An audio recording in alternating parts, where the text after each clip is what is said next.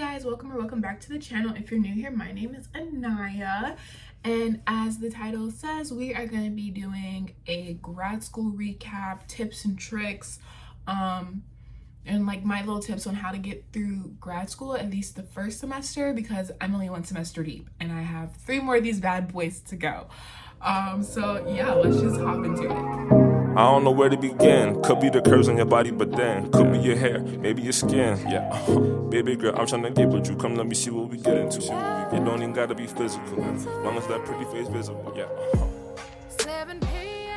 So I have my notes here, so of what I want to talk about. So if you see me looking down, that's why. But to start, I just wanted to talk about like the wins and losses of first semester. I went into grad school absolutely not knowing entirely what to expect. I've heard different things coming into it from my advisor in undergrad. He was basically like, it's not as hard as you think it is. And then I known people, or I was working with people who had went through the exact same program that I'm in now, and it was giving me tips on like readings and all that stuff, because it's a lot different, and we'll get a little bit more into like reading specifically here in a bit. So I did go into this like not really knowing what to expect. Oh, and also because unless you watch my other videos, I don't think I don't even know if it's in my other videos, but in case it isn't, and if you haven't watched them, I am in the first year of my public history master's program at American University in DC.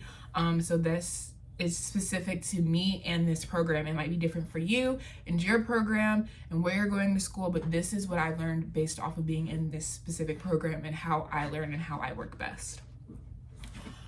So starting off, readings. Like I said, I went into this with somebody already who went through the program, kind of telling me what to expect. I enjoy reading. I like to read. To the left of me is like a big behind bookshelf that is completely full. And I read everything on that bookshelf, front to back, cover to cover. Even if I really don't like the content, I just feel like I need to read it. My dog in the background. I just feel like I need to read it. So I'm a person who likes to read everything, but when it comes to being in grad school, you can't do that. At least not in this program. Like in undergrad, I read everything that was assigned to me for the most part. No. But I am thankful that in my first semester, one of the required courses, the professor for grad school, one of the required courses, the professor really taught us how to hone in on that grad level reading and those skills of like basically skimming, not reading the whole thing, read the introduction, the epilogue or whatever, maybe the first chapter, a middle chapter, and the last chapter, and once that's, and like read those in depth, but everything else, if you have time, you can read it deeply, or you can just skim through everything else, and you should be able to form arguments and opinions and have discussions based off of the very few things that you did read in depth. That's how in depth you need to read them. So if you're going into grad school, or if you're still trying to figure out and hone in on those skills and how to get through the reading, try to take that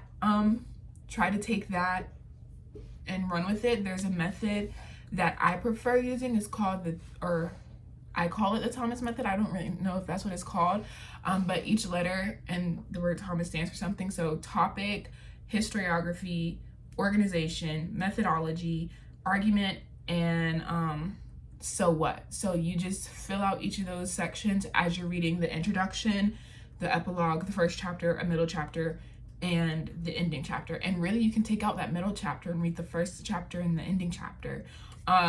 Really what works best for you, but with the things that you do read in depth, that is what you're going to use to fill out the Thomas acronym.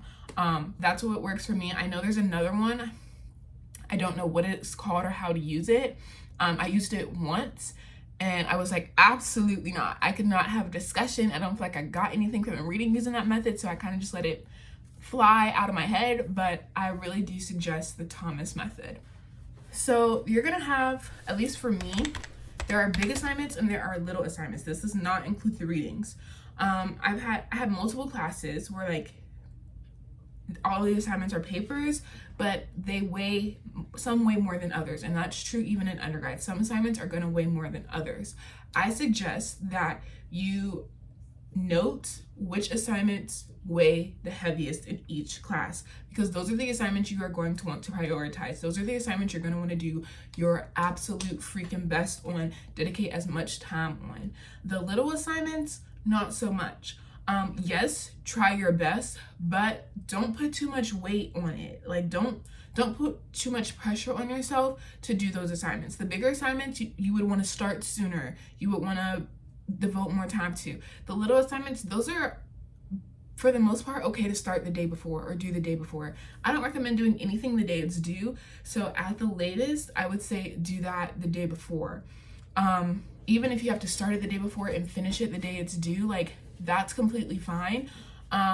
But really focus on those big assignments, because those big assignments are what is going to impact your grade the most, as the weight of the assignment is, you know, like as it suggests. Really focus on those big assignments. We had this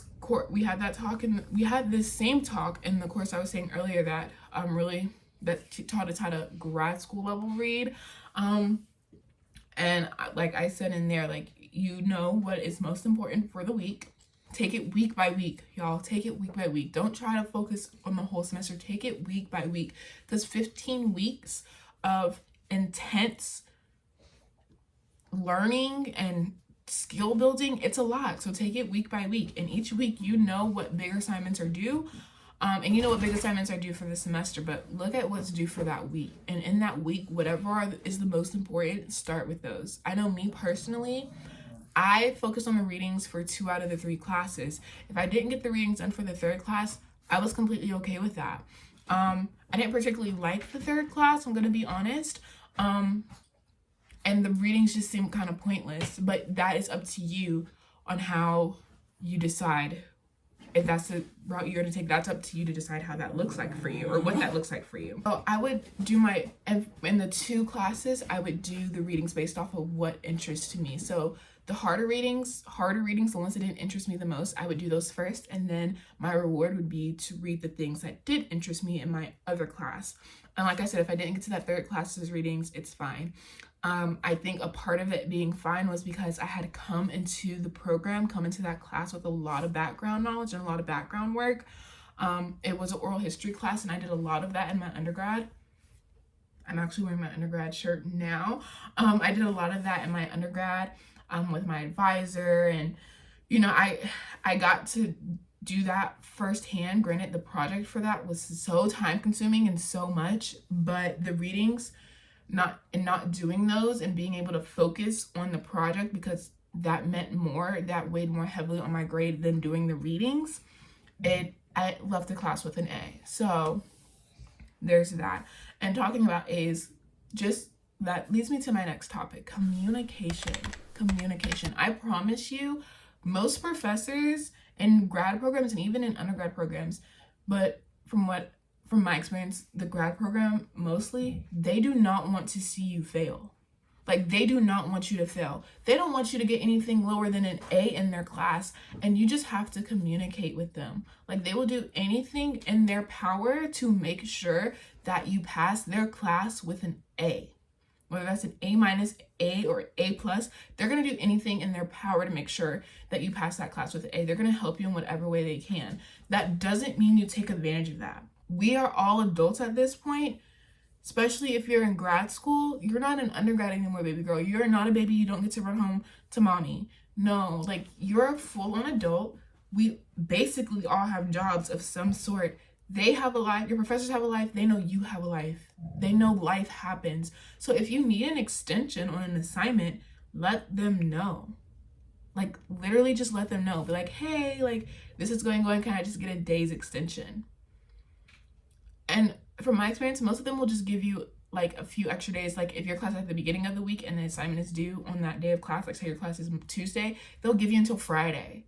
Like, you just have to communicate, because like I said, they understand that life happens. Life hits hard sometimes, and they just want to see you succeed. That is what they are there for, to help you succeed. I also say communicate when you submit assignments. Like, there were a few assignments where I was like, I don't want to submit this because it's not my best work. And I put that in my comments, like on Canvas at least, you can comment under your submission. And I don't know if this is a universal thing, but at least my professors, there has been plenty of times where they have let me and other people in my cohort redo an assignment or fix an assignment for a better grade, because like I said, all they want to see you do is succeed. So communication, communication, communication, even with the other members in your cohort. If you miss a class, communicate. Be like, can somebody tell me, give me a summary of what happened in class? What was the discussion like? How was class? The next big thing we're going to talk about is time management. And this is so important in grad school because you have a lot going on. Going back to what I was saying about communication, like life happens. Life freaking happens. So you are going to want to plan your days, plan your weeks, plan your semester. Plan your semester. It is so important. So I plan my semester at the beginning of the semester, and we're going to get into that a little bit when we go over the Notion template that I have. But I plan my semester at the beginning, and then I plan my week at the beginning of the week, and I plan my days the day before. So I do work, and we're going to talk about that a little bit later. I do work. And so I have to plan accordingly. I work and I go, and from like 10:30 to 5, and I have class from 5:30 to 8. So I know on those days when I come home at 10 o'clock, I am not going to sit at this desk and do work. I just know that that is not going to be my best work. I'm not going to be able to focus on what I'm reading. It's not going to be good. So I know I'm not going to do that. So I plan my work based off of the days I have off. I mandatory to go in on Mondays, and I have classes on Tuesday and Thursdays. That leaves Wednesdays, Fridays, and Saturdays for me to do work. And Sundays, I do nothing. If I can help it Saturday, I will do nothing. But Sundays, I do nothing. Sundays are for me, and we'll get into that in here in a few minutes. But prioritize your days. I dedicate each of my days off to one class. I feel like that helps me to be able to really focus on what is happening in the reading for that class and form thoughts and not get confused about what I was reading for one class and another class because I'm reading the same things in one day. Now, if I do find that whatever class I'm doing for the day, I really can't focus on, I'll switch, and I'll just switch the days of the classes so that I know that like I'm still doing my best to understand the readings that I am reading, even though I'm not reading the full thing. And then prioritizing the big assignments and the little assignments. You don't have to read everything. That is so important. You do not have to read everything. And sometimes you just have to choose not to participate in a class. Participation is a part of your grade no matter what level of schooling you are in, but there are going to be some days where you cannot participate effectively because one, maybe you didn't really understand the readings, or two, maybe you didn't have a chance to do the readings, and that's okay. I say don't make it a habit. Give yourself, out of the 15 weeks, give yourself at least, at most 5 classes where you don't participate. Keep up with that, not go over 5. So if there's a week where you're just like, I'm drained, I'm tired, I can't, pick one class that you are not going to do the readings for so that you can sleep, because you can't pour from an empty cup. That is so important, which leads me into the next point: self-care, mental health, physical health, all of that. When you are prioritizing, when you are planning, when you are working on your time management, schedule in days for self-care, to hone in on your mental health, to do something active, move your body. That is why I say plan your week the week before. That's why I give myself Sundays off. Sunday, I'm going to be a couch potato. I'm going to rot, and that is okay. That is completely okay. I just don't want to do, I won't even pick up a book to read for pleasure on a Sunday, because that's all I do all week is I read. So if I want to sleep all day, I'm going to sleep all day. On the days that I do have off where I'm working on my other classes, I might schedule in a therapy session on these. Like I usually have therapy on Fridays, because going into the weekend, it's been a long week and I just need to vent, sometimes. So schedule a day for therapy. If you need to journal every night before you go to bed, do that. A part of my mental health and my self-care that I do, even on the days that I am off, I do not work past 10 o'clock. 10 o'clock, I'm going to be in the bed. 10 o'clock, I'm going to be watching a show. 10 o'clock, I'm going to be scrolling on TikTok mindlessly. I don't know how great that is for my mental health, but I'm not going to be sitting at the desk doing work. Past 10 o'clock, no, that is when I start to shut down and rest because I have to be up and do it all again the next day. Moving your body. I could do better with this. I could do better with this, and that's something I want to focus on going into this spring semester. I do wake up and I do walk the dogs about 15 to 20 minutes every morning.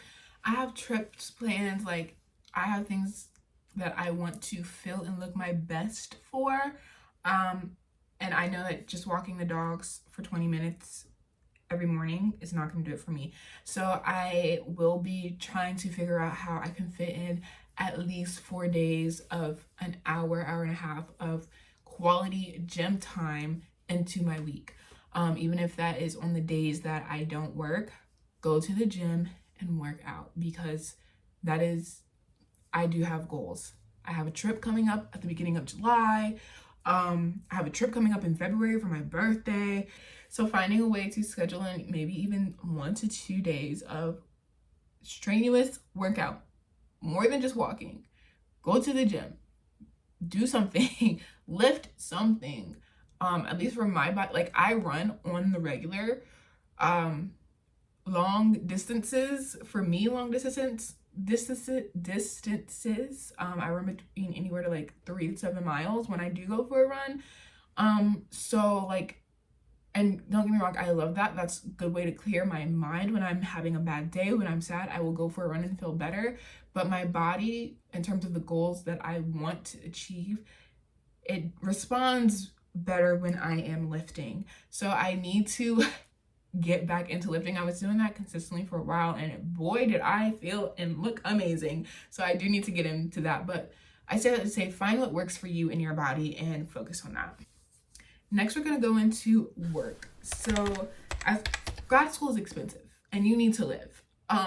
And my grad program, I don't know if this is for yours, but we have evening classes, 5:30 to 8, because they want us to focus on being in the field, working in the field. All of us have jobs or fellowships. I know people who work full-time and go to school full-time, full-time and go to school part-time, part-time and go to school full-time. You can do whatever configuration works best for you. And then there's internships. So fellowships are usually through your program. American does work with a lot of outside sources to provide fellowships for students. So the partnerships that they focus more on the applications that come from the schools that they partner with. So I would definitely say take advantage of that, at least for like a public history standpoint, from a public history program standpoint. Go into it kind of, you don't need to know what you want to do, but have ideas. Try and make a list of things you want to try out, so you know like when it's time for you to enter the workforce again, and in the field that you want to enter it in, you know what you like and what you don't like, what you're best at and what you're not so great at, what you can and what you can't do.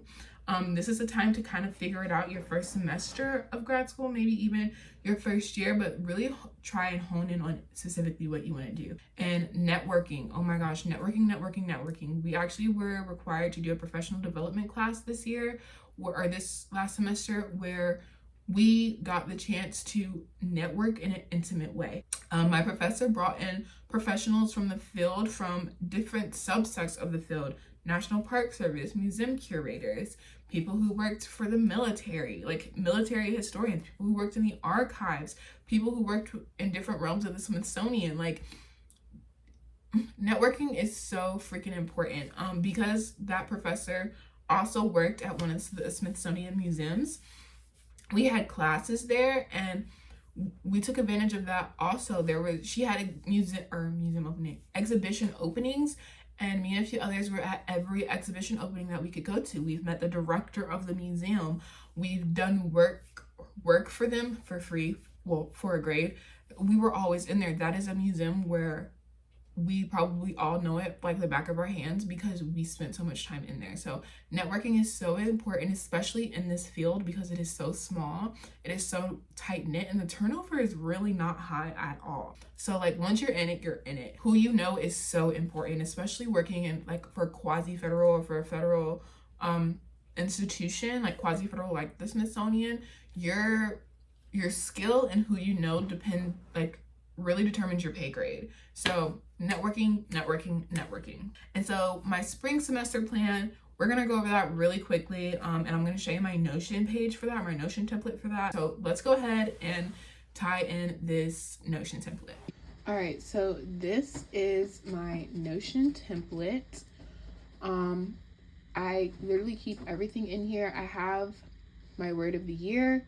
I need to change it. This year it is going to be, last year was self-discipline, or last year was consistency. This year is going to be self-discipline.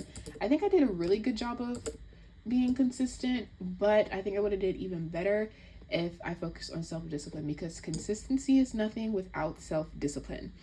And then I have my intentions for the year. So I need to change that to intentions for 2024. They're basically the same thing as they were for the first semester. Maintain effective time management. I won't procrastinate, and I'll end the year or the semester with no lower than a GPA of 3.8. I basically did the last one really well. I ended with 3.84, but I do need to work more on these two, so I'm just going to keep them all the same. And then I have a little timer here, which I can increase or whatever. Going down, I have stats for books. This is literally all that I have saved. I've definitely read more than this, but we're going to start it over for the year. So far, I've read 1. I'm working on 2. Should be done with that today. This could actually be deleted because it is just a duplication. So we're just going to delete that. It's really just duplication and it's not necessary. And then I have my semester goals. So here's my goals for second semester. Like I said, ending the semester with a GPA, not a GPD, of 3.8 or higher. Save $1,500 for spending in the Bahamas. Beginning of July, I'm going to the Bahamas with my best friend. Super excited. That's my minimum. I'm honestly going to work to save more because I can. But that's just like my minimum, like the bare minimum that I'm going to want to have. The resort we're staying in is all inclusive, so I really don't need to pay for food or alcohol, but for excursions and all that good jazz, I'm gonna want to have a little money. Start my assignments earlier than what I have, and then apply to jobs and internships within the field once a week for the semester. As you can see, all of my pictures are very much Gilmore Girls coded. So there's that. And then my yearly goals.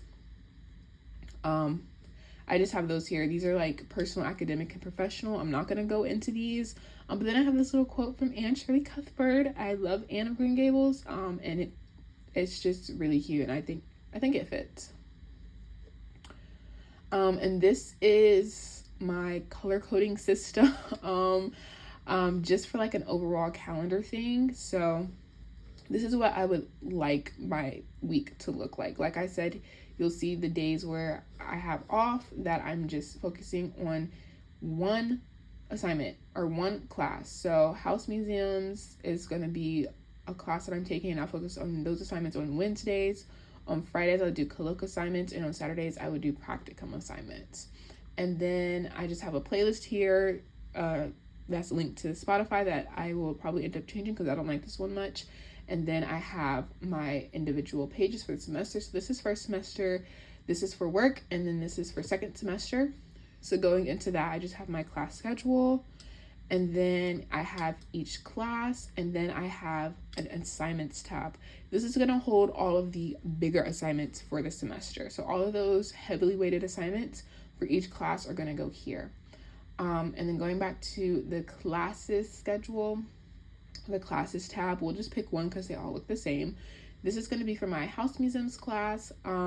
So I'm just going to include the name of the professor, their office hours, where their office is. If there's a teaching assistant, I'll include that. This is where the syllabus will go. So I'll just like copy paste it into here once they're opened. And then important dates. So this is where all the big assignments are going to go. But only the big assignment, just so that they're at the top and I know when they're due. This is where the percentages are going to go. So how much percentage for participation, for an undoubted big assignment at the end and whatever else. Like that goes in their assignments section in the syllabus is I'm going to put it here, or the syllabi, I'm going to put it here so it's just more easy to be seen. And then I'll put the course objective here, which I think is important to have. It's important to know what the course objective is because it really does help you tune into your readings and what you should be focusing on. And then each week I will put the readings that need to go here, like the readings that need to get done, and then I will add a section for class notes. So I'm just gonna hit add just to show you. I'm gonna hit page, and in this page I'm gonna put week 1 notes, and my notes for that class will be here, and you'll be able to see week 1 notes. And it just does that for all 15 weeks. Well, 14 because there's a week for spring break. And that is what all of my Notion templates look like for all of my classes. All the classes, they look exactly the same. Yeah. And then again, I have the same thing for work. In the work one, I just keep notes from our meetings, things that I need to do for the week, stuff like that. Sorry if you can hear the dog in the background snoring, but that is all I have for you guys. I hope you guys can take some of these tips, some of these tricks, and apply them to your own time in grad school. Yeah, and maybe I'll do another one at the end of second semester because I feel like this is going to be a very